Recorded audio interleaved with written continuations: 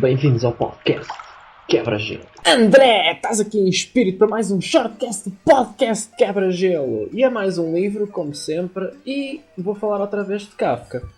Desta vez, da obra se calhar a mais famosa dele e a mais emblemática, A Metamorfose, que agora não sei porque mudaram o título para A Transformação. Aqui estava a dizer na nota do tradutor que achavam que, como Kafka não empregava habitualmente termos científicos, eles acharam que era melhor, em vez de metamorfose, agora o título ser a transformação. Mas de qualquer das formas toda a gente vai conhecer sempre isto por a metamorfose.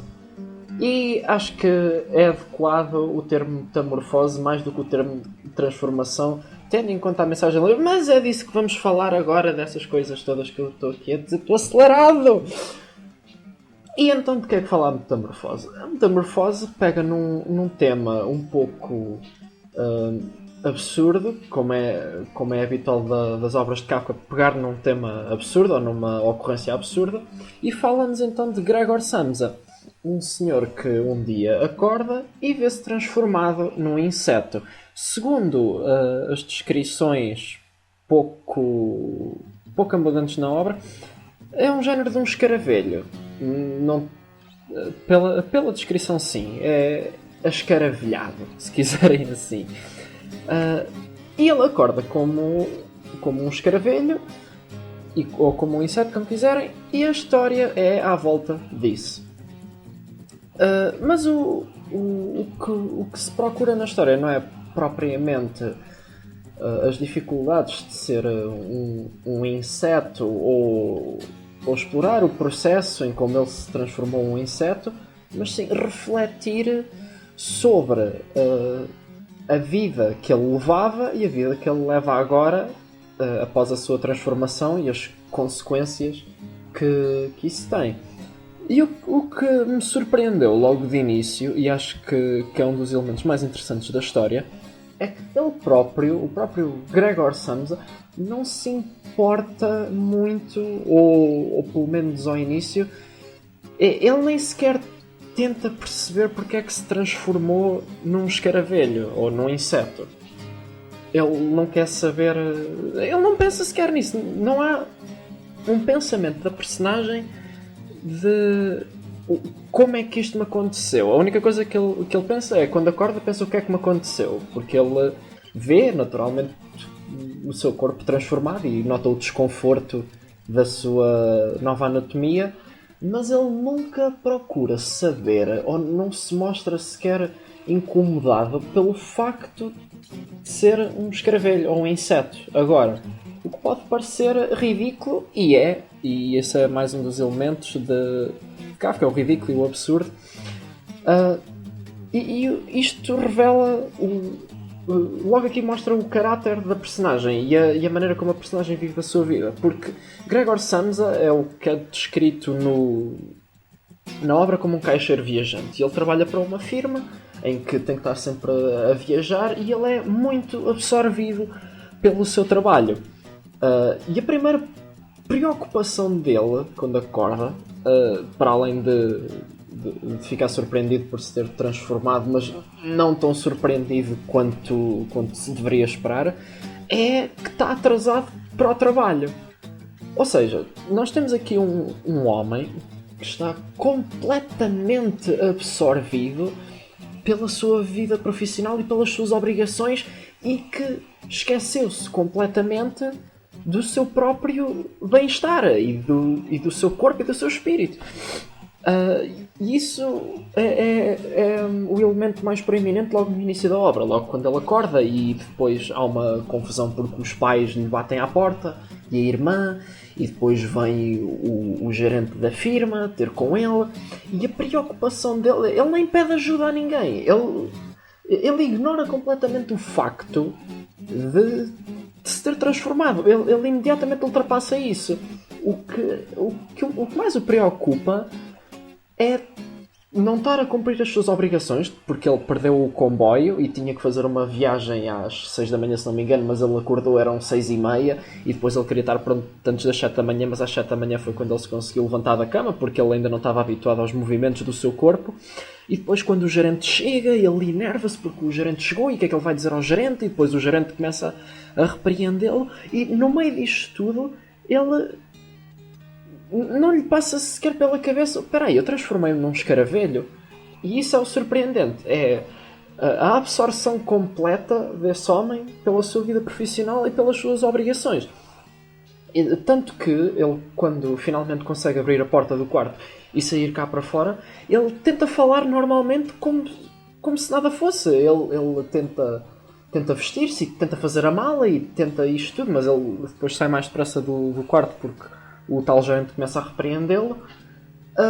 E ele não tem sequer, ou não se sente sequer ofendido, ou não estranha as reações dos seus pais, da sua irmã e do gerente, quando eles começam a fugir e ficam aterrorizados com a sua transformação. Ele continua simplesmente a desculpar-se pelo facto de ter acordado tarde e diz que vai procurar compensar, e começa a descrever toda esta vida profissional que o oprime, porque é sempre isso que está na sua mente. E esta é a primeira parte da obra, é essa a parte da transformação e quando ele sai do quarto.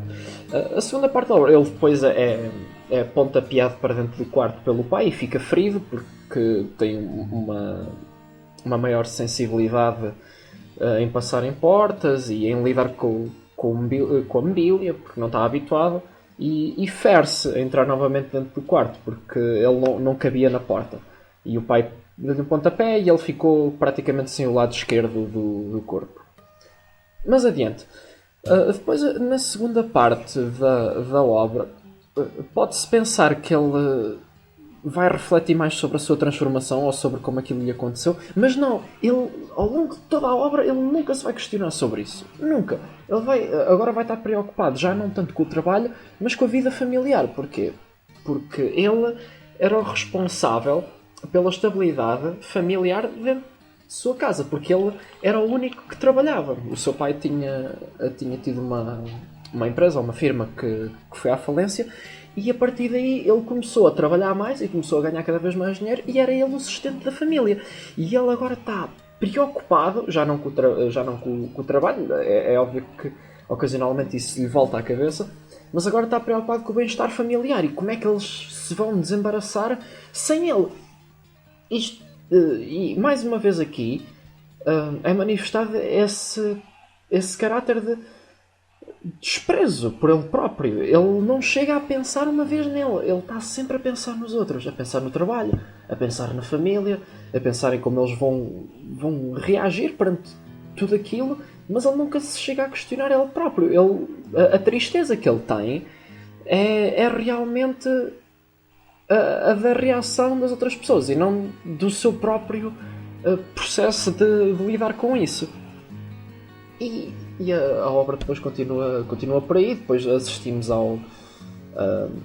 aos processos mais técnicos de lidar agora com o novo corpo dele, como alimentá-lo, limpar-lhe o quarto. Isso vai ser tudo feito pela irmã, é a única pessoa que se mantém mais chegada a ele, mas ele vê-se nesta solidão, trancado no quarto, que eles não o deixam sair, e é só visitado pela irmã, e ele começa a tirar pequenos prazeres e a ter certos comportamentos que já dizem mais respeito à sua nova anatomia. Ele começa a sentir-se incomodado por estar sempre no chão, porque ele agora rasteja, já não tem verticalidade, e é facilmente assustado pelas presenças no quarto. Ele refugia-se debaixo de um canapé quando a irmã entra dentro do quarto.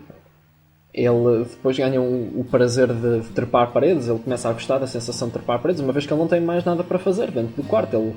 Ele é somente alimentado e ouve as conversas dos pais, a maneira como eles vão lidar agora com a sua vida. Depois ele começa a assistir de dentro do quarto às transformações familiares, em que os pais começam novamente a trabalhar e fartam-se de trabalhar, e ele sente-se culpado por causa disso.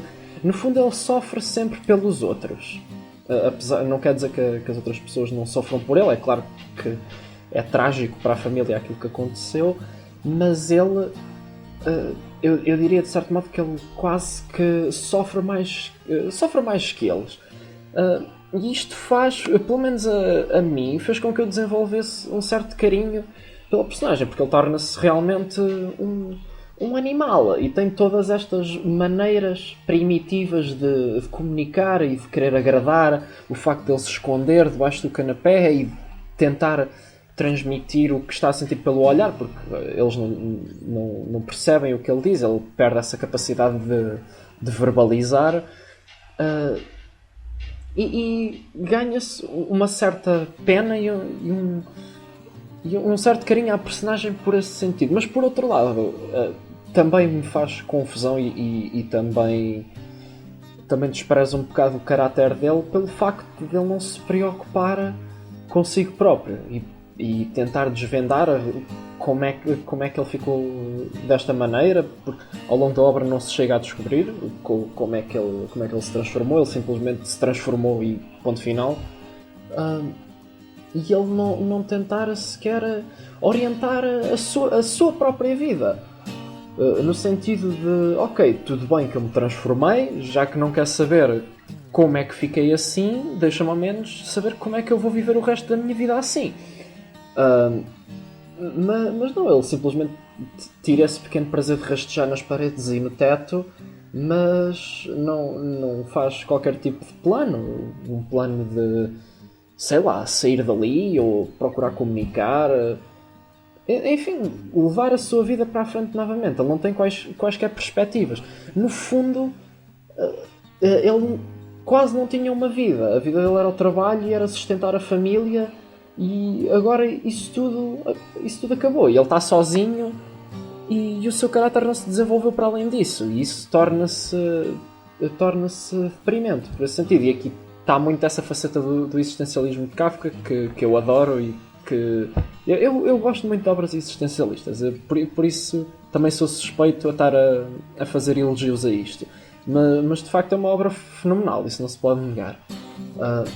Depois a terceira parte da obra já tem mais a ver com o declínio de Gregor. Ele é ferido pelo pai numa vez em que a sua mãe o quer visitar e acaba por desmaiar, e depois ele tenta sair do quarto, mas o pai vai correr atrás dele e atira-lhe uma maçã que lhe fica cravada na... se calhar carapaça. Sim, carapaça. Pode-se dizer que é carapaça. E ele a partir daí fica muito mais... tem muito mais dificuldade em movimentar-se e em mexer-se, já não consegue trepar as paredes, e então aí ainda fica mais deprimente o ambiente, porque ele está sempre naquele canto escuro do quarto. Eles deixam a porta do quarto aberta à noite, mas ele não consegue sair porque ele mal se consegue mexer, e ele vai observando a família, os novos hábitos e como eles conseguiram já lidar com a situação. Nesta fase a família já tem uma maior estabilidade, por assim dizer. E depois entram personagens novas nesta altura, que é uma nova dona de casa, uma mulher das limpezas que lhe vai tratar às vezes do quarto, e até... Não lhe chega a tratar do quarto, mas ela teve curiosidade, abriu a porta do quarto e meteu-se com ele e não ficou assustada, e a partir daí ela começa a importuná-lo um pouco. E depois a casa é arrendada a 3 homens que passam a partilhar a casa com a sua família.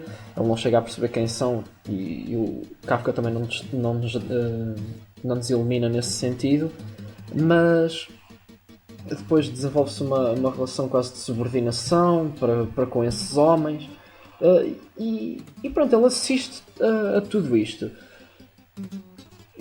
E vê principalmente a evolução da sua irmã, e aqui é que eu acho que depois da obra terminar, ou depois de ter lido a obra, é que eu cheguei à conclusão de como adequado é o título Metamorfose. Porquê? E eu vou explicar a seguir. Depois da morte de Gregor morre espontaneamente. A notícia é dada por essa dona de casa aos pais, e ela livra-se depois do corpo dele, e os pais planeiam uma nova vida depois daquilo, porque no fim eles já o desprezam completamente. E esse declínio também é um declínio que vale a pena refletir. O declínio do afeto que eles têm para com o próprio Gregor, porque no fundo ele é que os sustentou toda a vida e eles no fim da obra já o tratam como lixo, já lhe dão restos de comida e não se importam com ele, ninguém o quer visitar, estão todos desejosos que ele morra e querem livrar-se dele. E quando ele morre, eles sentem-se livres, por assim dizer. Eles faltam ao trabalho e vão passear e começam a refletir sobre o futuro. E como eu estava a dizer, acho que aqui é que é mais adequado o título da metamorfose. Não tanto por ele se ter transformado num inseto, porque no fundo a metamorfose implica um processo de transformação numa coisa outra, mas é um processo mais complexo e em que se nota-se uma maior profundidade e uma maior complexidade no processo. E neste caso nós não chegamos a assistir sequer à transformação. No início da obra ele já está transformado. Ele acorda como um inseto no início da obra e por isso não se assiste a uma transformação. Até porque ele mantém o seu caráter e a sua maneira de pensar e nesse sentido nada muda. Mas a metamorfose para mim é da família. No sentido em que eles não trabalhavam, estavam completamente dependentes de Gregor e agradeciam-lhe por isso até certa altura. Ele depois também fala numa altura em que eles começam a não lhe agradecer pelo dinheiro que ele lhes dá e etc. Mas com a transformação de Gregor eles têm que começar a trabalhar, têm que começar a sofrer mais e no fim sentem-se mais livres e sentem-se quase que realizados com isso, sentem um certo alívio por todo esse esforço que tiveram. E na minha perspectiva, e isto é apenas a minha opinião, a metamorfose dá-se mais por aí. Pronto, agora que já falei em tudo, queria falar, acho que realmente o tema central e o tema mais interessante desta obra, pelo menos para mim, foi essa desumanização que já se tinha dado em Gregor. Mesmo antes dele se transformar num inseto, ele já tinha perdido a sua humanidade, e acho que esse é um ponto a refletir. E depois a maneira como um homem trabalha e se consome completamente pela sua vida profissional e no fim isso não lhe vale de nada, ele acaba por morrer na miséria e aqueles que ele ajudou não lhe são gratos, e é mais uma angústia da existência que Kafka procura cobrir juntamente com a solidão e neste clima de ridículo e de absurdo. Claro que gostei muito de ler o livro, gostei muito de fazer o podcast. Espero que isto vos abra a curiosidade para o livro ou para os que leram. Espero que isto vos tenha dado outra perspectiva ou que partilhem das minhas opiniões, o que for. De qualquer das maneiras, despeço-me aqui de vocês. Fiquem atentos para os próximos shortcasts. Podcast Quebra-Gelo.